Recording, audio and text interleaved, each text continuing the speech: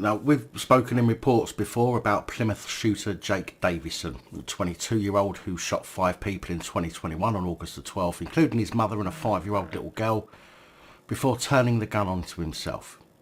This was after Devon and Cornwall police reissued his firearms licence despite pleas from his own mother that he had mental health issues and despite his licence being revoked previously for assaulting a 13-year-old.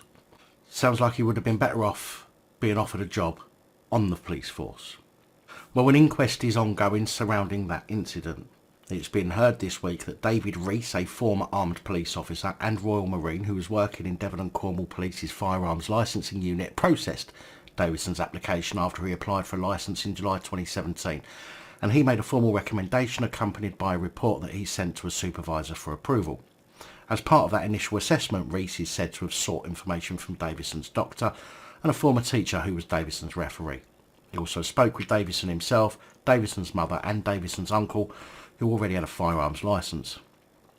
Upon conclusion of this thorough background check, Davison was issued with a 5-year firearms licence for a shotgun in January 2018. However, in December 2020, his firearm and licence was seized after he assaulted 2 teenagers.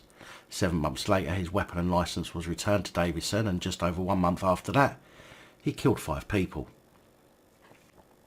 The inquest had heard that David Rees, working in Devon and Cornwall's firearms licensing unit, was hired but did not receive any formal training in understanding the Home Office guidance on issuing firearm certificates or in domestic violence or mental health, according to Rees himself, who took the stand at the inquest to give evidence. Mr. Rees also said he had no prior knowledge of autism or Asperger's syndrome, but did his own research after Davison had declared those conditions on his application. Rees has also said that he believed his report was simply a recommendation, which would be reviewed and either rubber-stamped by senior plod or denied.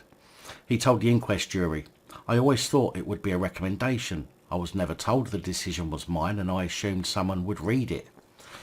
We have to write a report. To my mind, what's the point in writing a report if no one was going to read it?" Now, I'm not being funny here, but even with the police, I cannot imagine that they would not mention whether he is responsible for the final decision or not. I could, of course, be wrong, but I simply can't see that. During Rees's checks, he was made aware of the fact Davison assaulted 2 teachers when he was 12 years old, which in and of itself I can't imagine would be a big red flag. But it was also said that these assaults were possible due to ongoing mental health issues. The report of that incident said put teacher in headlock twice and was taken to an office where he struggled, spat on both teachers, headbutted one of the teachers. In another assault when he was 13, he punched another student in the face, causing injury. Again, just because we might be little shits as kids doesn't mean necessarily that we haven't changed as adults. Mr. Rees was asked about how the school incident formed part of his decision-making process. He replied, "I wasn't concerned because it was committed in school and dealt with internally by means of an apology." Now, I have to agree, on the face of it, fights in school are pretty commonplace. I used to fight at school, but I've never shot anybody as an adult. Although the mental health concerns would obviously have been a red flag. In an email, a Pathfinder scheme worker told police, "He has autism and also issues with anger management. Is this something you're aware of?" Rees was asked, "Does this impact on him being a suitable person to be a licensed shotgun holder? Can you let me know?" Pathfinder, by the way, is an intervention program that claims to reduce harm and reoffending. Mr. Rees said, having received the email, he decided to seize the certificate and weapon, but said a decision to revoke the licence could only be taken by a senior manager. When he was asked why he did not recommend revoking the licence, he replied, "The expectation from the management would be for me to wait for the end of the Pathfinder scheme. If I had put in a report to revoke, it would have been sent back to me to wait for the results of the restorative justice scheme." Bridget Dolan, KC, counsel to the inquest, suggested to Mr. Rees there was a default position in the department that licences would not be revoked unless there was extreme concern.